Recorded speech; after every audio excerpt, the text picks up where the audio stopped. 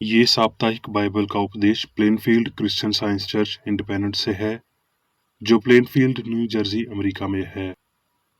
अधिक जानकारी के लिए कृपया हमारी वेबसाइट पर जाएं www.plainfieldcs.com। आपके अध्ययन के लिए ये पाठ रविवार 22 अक्टूबर 2023 के लिए है। विषय: मृत्यु के बाद की प्रक्रिया। स्वर्णपथ। प्रकाशित वाक्य: जो जय पाए, मैं उसे उस जीवन के पेड़ में से जो परमेश्वर के स्वर्गलोक में है फल खाने को दूंगा। उत्तरदायी ध्यान। यशाया: हे यहोवा, तू मेरा परमेश्वर है, मैं तुझे सिराहूंगा। मैं तेरे नाम का धन्यवाद करूंगा, क्योंकि तूने आश्चर्य कर्म किए हैं। तूने प्राचीन काल से पूरी सच्चाई के साथ युक्तियां की हैं। क्योंकि तू संकट में दीनों के लिए गढ़, और जब भयानक लोगों का झोंका भीत पर भावचार के समय होता था, तब तू दारिद्रों के लिए उनकी शरण और तपन में छाया का स्थान हुआ। सेनाओं का यहोवा इसी पर्वत पर सब देशों के लोगों के लिए ऐसी जीवनाकार करेगा, जिसमें भांति भांति का चिकना भोजन और निथारा हुआ दाख मधु होगा। और उत्तम से उत्तम जो पर्दा सब देशों के लोगों पर पड़ा है, जो घूंघट सब अन्य जातियों पर लटका हुआ है, उसे वो इसी पर्वत पर नाश करेगा। वो मृत्यु को सदा के लिए नाश करेगा, और प्रभु यहोवा सबों के मुख पर से आंसू पूंछ डालेगा, और अपनी प्रजा की नाम अधराई सारी पृथ्वी पर से दूर करेगा, क्योंकि यहोवा ने ऐसा कहा है। और उस समय ये कहा जाएगा, देखो, हमारा परमेश्वर यही है, हम इसी की बात जोते हैं कि वो हमारा उद्धार करेगा। पाठ उपदेश बाइबल में से प्रकाशित वाक्य: धन्य है वो जो अपने वस्त्र धो लेते हैं, क्योंकि उन्हें जीवन के पेड़ के पास आने का अधिकार मिलेगा, और वो फाटकों से होकर नगर में प्रवेश करेंगे। यशाया: इसलिए प्रभु यहोवा यूं कहता है, देखो, मैंने सिय्योन में नींव का पत्थर रखा है, एक परखा हुआ पत्थर, कोने का अनमोल और अति दृढ़ नींव के युगे पत्थर। और जो कोई विश्वास रखे, वो उतालवी ना करेगा। और मैं न्याय को डोरी और धर्म को साहुल ठहराऊंगा, और तुम्हारा झूठ का शरण स्थान औलों से बह जाएगा, और तुम्हारे छिपने का स्थान जल से डूब जाएगा। तब जो वचा तुमने मृत्यु से बांधी है वो टूट जाएगी, और जो प्रतिज्ञा तुमने अधोलोक से कराई है वो ना ठहरेगी। मत्ती: और यीशु सारे गलील में फिरता हुआ उनकी सभाओं में उपदेश करता और राज्य का सुसमाचार प्रचार करता, और लोगों की हर प्रकार की बीमारी और दुर्बलता को दूर करता रहा।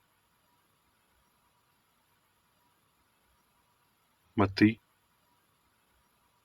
वो इस भीड़ को देखकर पहाड़ पर चढ़ गया, और जब बैठ गया तो उसके चेले उसके पास आए, और वो अपना मुंह खोलकर उन्हें ये उपदेश देने लगा।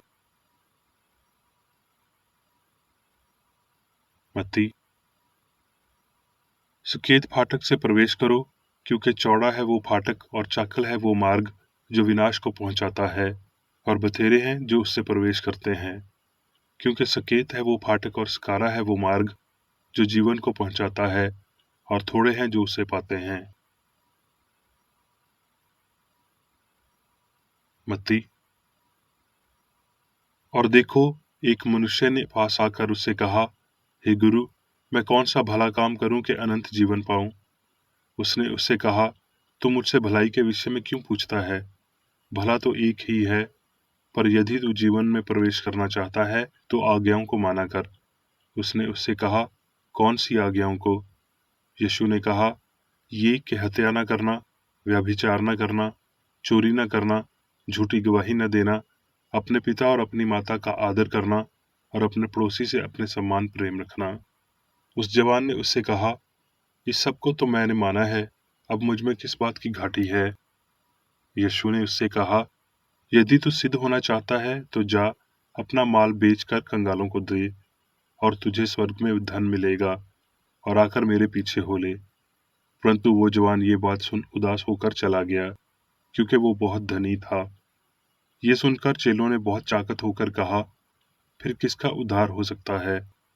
यीशु ने उनकी ओर देखकर कहा, मनुष्यों से तो ये नहीं हो सकता, परंतु परमेश्वर से सब कुछ हो सकता है। यीशु ने उनसे कहा, मैं तुमसे सच कहता हूँ कि नई उत्पत्ति से जब मनुष्य का पुत्र अपनी महिमा के सिंहासन पर बैठेगा, तो तुम भी जो मेरे पीछे हो लिए हो, 12 सिंहासनों पर बैठकर इसराइल के 12 गोत्रों का न्याय करोगे। और जिस किसी ने घरों या भाइयों या बहनों या पिता या माता या लड़के बालों या खेतों को मेरे नाम के लिए छोड़ दिया है, उसको 100 गुना मिलेगा, और वो अनंत जीवन का अधिकारी होगा। लूका। फिर उसने चेलों से भी कहा, एक धनवान मनुष्य था जो बीन जाने कपड़े और मलमल पहनता और प्रतिदिन सुख विलास और धूमधाम से रहता था। और लाजर नाम का एक कंगाल घायों से भरा हुआ उसकी दीवारी पर छोड़ दिया जाता था। और वो चाहता था कि धनवान की मेज पर से जुटान से अपना पेट भरे, वरन कुत्ते भी आकर उसके घायों को चाटते थे। और ऐसा हुआ कि वो कंगाल मर गया, और स्वर्गदूतों ने उसे ले जाकर इब्राहिम की गोद में पहुंचा दिया। और वो धनवान भी मरा और गाड़ा गया, और अधोलोक में उसने पीड़ा में पड़े हुए अपनी आंखें उठाई, और दूर से इब्राहिम की गोद में लाजर को देखा, और उसने पुकार कर कहा, हे पिता इब्राहिम, मुझ पर दया करके लाजर को भेज दे, ताकि वो अपनी उंगली का सिरा पानी में भिगोकर मेरी जीभ को ठंडी करे, क्योंकि मैं इस ज्वाला में तड़प रहा हूँ। परंतु इब्राहिम ने कहा, हे पुत्र, स्मरण कर कि तू अपने जीवन में अच्छी वस्तुएं ले चुका है, और वैसे ही लाजर बुरी वस्तुएं। परंतु अब वो यहाँ शांति पा रहा है, और तू तड़प रहा है। और इन सब बातों को छोड़ हमारे और तुम्हारे बीच एक बड़ा खड्डा ठहराया गया है, कि जो यहाँ से उस पार तुम्हारे पास जाना चाहे ना जा सके, और ना वहां से इस पार हमारे पास कोई आ सके।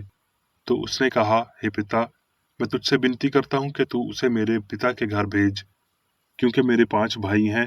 वो उनके सामने इन बातों की गवाही दे, ऐसा ना हो कि वो भी इस पीड़ा की जगह में आए। इब्राहिम ने उससे कहा, उनके पास तो मूसा और भविष्यद्वक्ताओं की पुस्तकें हैं, वो उनकी सुने। उसने कहा, नहीं हे पिता इब्राहिम, पर यदि कोई मरे हुओं में से उनके पास जाए तो वो मन फिराएंगे। उसने उससे कहा कि जब वो मूसा और भविष्यद्वक्ताओं की नहीं सुनते, तो यदि मरे हुओं में से कोई भी जी उठे तो भी उसकी न मानेंगे। इफसियों।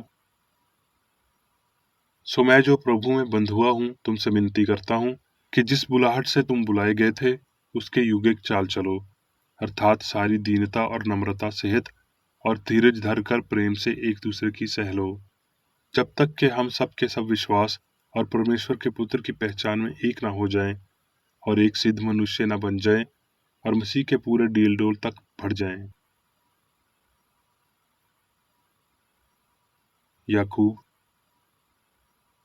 हे मेरे भाइयों, जब तुम नए नए प्रकार की परीक्षाओं में पढ़ो, तो इसको पूरे आनंद की बात समझो, ये जानकर कि तुम्हारे विश्वास के परखे जाने से धीरज उत्पन्न होता है। पर धीरज को अपना पूरा काम करने दो, कि तुम पूरे और सिद्ध हो जाओ, और तुम में किसी बात की घाटी न रहे। धन्य है वो मनुष्य जो परीक्षा में स्थिर रहता है, क्योंकि वो खरा निकलकर जीवन का वो मुकुट पाएगा जिसकी प्रतिज्ञा प्रभु ने अपने प्रेम करने वालों को दी है। अब मैं मेरी बेकर रेड्डी द्वारा क्रिश्चियन साइंस की किताब विज्ञान और स्वस्थ शास्त्रों की कुंजी के साथ के साहस संबंधी अंश पढ़ूंगा। विज्ञान और स्वस्थ। जीवन शाश्वत है, हमें इसका पता लगाना चाहिए और इसके बाद प्रदर्शन शुरू करना चाहिए। जीवन और अच्छाई अमर है। आइए फिर हम उम्र और तुषार की बजाय अपने अस्तित्व के विचारों को प्रेम, ताजगी और निरंतरता में आकार दें। ईश्वर ही जीवन या बुद्धि है, जो जानवरों के साथ साथ पुरुषों की व्यक्तित्व और पहचान को बनाता और संरक्षित करता है। भगवान मनुष्य का दिव्य सिद्धांत और भगवान की समानता में आदमी अविभाज्य समान जैसा पूर्ण और शाश्वत हैं। विज्ञान पूर्णता के नियम को प्रस्तुत करता है और अमरता को प्रकाश में लाता है।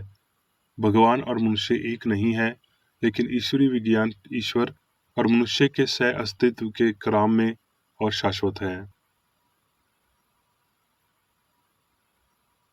पवित्र होना समरसता और अमरता है। ये पहले से ही साबित हो गया है कि इसका ज्ञान यहाँ तक कि छोटी सी डिग्री में नश्वर लोगों के भौतिक और नैतिक स्तर को ऊपर उठाएगा, दीर्घायु को बढ़ाएगा, चरित्र को शुद्ध और ऊंचा करेगा। इस प्रकार प्रगति अनंतता सभी त्रुटि को नष्ट कर देगी और अमरता को प्रकाश में लाएगी। प्रगति अनुभव से पैदा होती है। यह नश्वर मनुष्य का पकना ही है, जिसके माध्यम से नश्वर को अमर के लिए गिरा दिया जाता है। या तो यहाँ या इसके बाद पीड़ित या विज्ञान को जीवन और मन के बारे में सभी भ्रमों को नष्ट करना होगा और भौतिक भावना और स्वयं को पुनः उत्पन्न करना होगा। अपने कर्मों के साथ पुरानी मानवीयता को बंद करना होगा। कामुक या पापी कुछ भी अमर नहीं है। एक झूठी भावना और पाप की मृत्यु कार्बनिक भावनाओं की मृत्यु नहीं है, जो मनुष्य और जीवन समान जैसा पूर्ण वास्तविक और शाश्वत को प्रकट करती है। तथाकथित सुख और पदार्थ की पीड़ा नष्ट हो जाती है और उन्हें सत्य, आध्यात्मिक ज्ञान और होने की वास्तविकता के दोष के तहत बाहर जाना चाहिए। नश्वर विश्वास को उनके साथ भाग लेने के लिए त्रुटि और पाप में पूरा संतोष होना चाहिए। क्या नश्वर लोग इसे जल्दी या बाद में सीखेंगे, और वो कितने समय तक विनाश के दर्द को झेलेंगे या त्रुटि के टॉप पर निर्भर करेंगे? चौकस, शांत और सतर्क रहें। जिस मार्ग से ये समझ पैदा होती है कि ईश्वर ही एकमात्र जीवन है, वो सीधा और संकीर्ण है। ये मांस के साथ एक युद्ध है, जिसमें हमें पाप, बीमारी और मृत्यु पर विजय प्राप्त करनी चाहिए, खा अभी या इसके बाद, निश्चित रूप से इससे पहले कि हम आत्मा के लक्ष्य तक पहुंच सकें या परमेश्वर में जीवन पा सकें। अच्छाई की ओर हर कदम भौतिकता से प्रस्थान है और ईश्वर आत्मा की ओर एक प्रवृत्ति है। भौतिक सिद्धांत सीमित, अस्थायी और असंगत के प्रति विपरीत आकर्षण द्वारा अनंत और शाश्वत अच्छे के प्रति इस आकर्षण को आंशिक रूप से पंगु बना देते हैं। ये मानना कि पाप सर्वशक्तिमान और अनंत जीवन पर हावी हो सकता है, ये पाप है, और इस जीवन को इस समझ के साथ प्रकाश में लाया जाना चाहिए कि कोई मृत्यु नहीं है, साथ ही साथ आत्मा के अनय अनुग्रह द्वारा भी। हालांकि हमें निरंतरण के अधिक सरल प्रदर्शनों के साथ शुरू करना चाहिए, और जितनी जल्दी हम शुरू करें उतना ही बेहतर है। अंतिम प्रदर्शन अपनी उपलब्धि के लिए समय लेता है। चलते समय हम आंख से निर्देशित होते हैं, हम अपने पैरों से आगे देखते हैं, और अगर हम बुद्धिमान हैं तो हम आध्यात्मिक उन्नति की रेखा में एक कदम से आगे हैं। ये तथ्य कि मसीह या सत्य मृत्यु पर काबू पा लेता है और आतंकियों का राजा साबित हो जाता है, लेकिन एक नश्वर विश्वास या त्रुटि जिसे सत्य जीवन की आध्यात्मिक परमाणु से नष्ट कर देता है।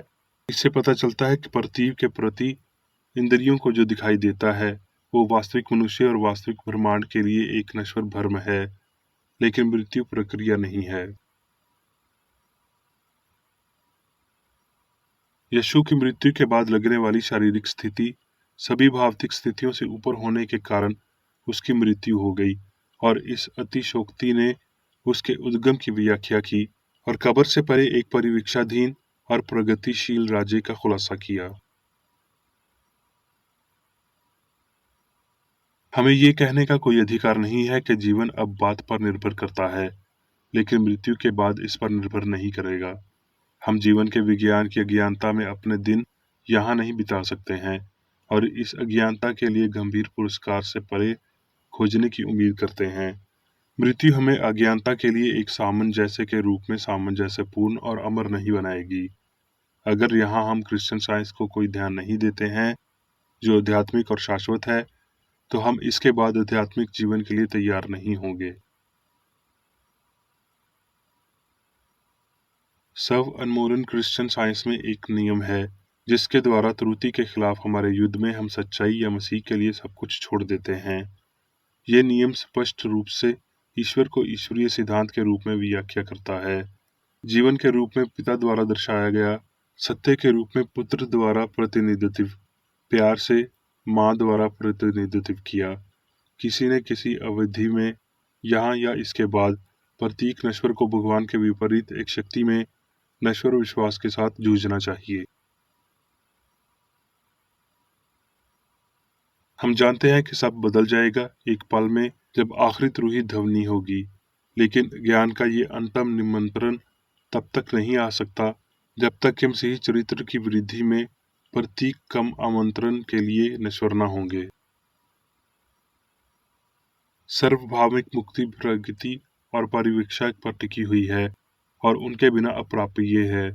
स्वर्ग एक सत्यानियता नहीं है, बल्कि मन की एक दिव्य स्थिति है जिसमें मन की सभी अभिव्यक्तियां समान जैसा पूर्ण और अमर हैं।